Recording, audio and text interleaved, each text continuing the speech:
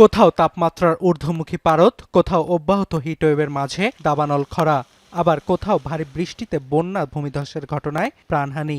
কয়েক মাস ধরে এসব প্রাকৃতিক দুর্যোগের ঘটনা প্রায়ই নিয়মিত ঠাঁই পাচ্ছে সংবাদের শিরোনামে। আর প্রতিবারই কাঠগড়ায় দাঁড় করানো হচ্ছে প্রশান্ত মহাসাগরে দানাবাঁধা জলবায়ুগত পরিস্থিতি এল নিনোকে। তবে সব প্রাকৃতিক দুর্যোগের জন্য এটি দায়ী না হলেও এর প্রভাবে ভারতে স্বাভাবিকের চেয়ে কম বৃষ্টিপাত ও আটলান্টিক মহাসাগরে হারিকেন সৃষ্টির তীব্রতা কমে আসার প্রমাণ পাওয়া গেছে। এছাড়াও শুক্রবার এল নিনোর প্রভাব সম্পর্কে সবচেয়ে ভয়ঙ্কর তথ্য দিয়েছে যুক্তরাজ্যের আবহাওয়া দপ্তর। প্রশান্ত মহাসাগরে দানাবাঁধা এই বিশেষ জলবায়ুগত প্রক্রিয়াটি স্মরণকালের সবচেয়ে শক্তিশালী রূপ নিতে যাচ্ছে বলে পূর্বাভাস দিয়েছে আবহাওয়াবিদরা।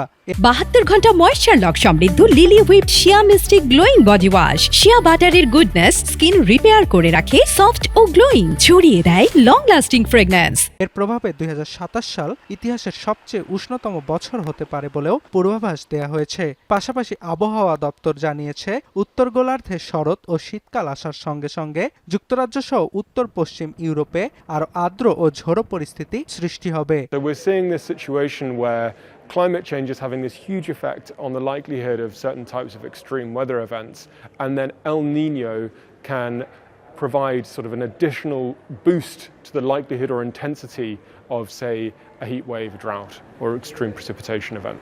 তবে জলবায়ু পরিবর্তনের কারণে এল নিনো চক্র পরিবর্তিত হচ্ছে কিনা তা নিয়ে বিভক্তিতে আবহাওয়াবিদরা। তবে উষ্ণায়নের ফলে এর আবহাওয়াগত প্রভাব আরো চরম হওয়ার শঙ্কা করছেন জলবায়ু বিশেষজ্ঞরা। We don't know if the El Nino La Nina pattern is changing as the climate changes.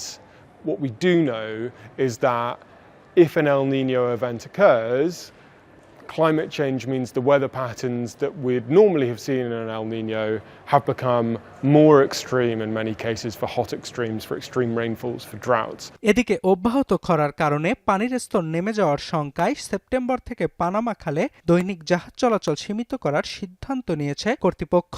নতুন পদক্ষেপের অংশ হিসেবে বিশ্ব বাণিজ্য পরিবহনের এই গুরুত্বপূর্ণ রুটটিতে আগামী 4 সেপ্টেম্বর থেকে দৈনিক 34টি জাহাজ চলাচল করবে।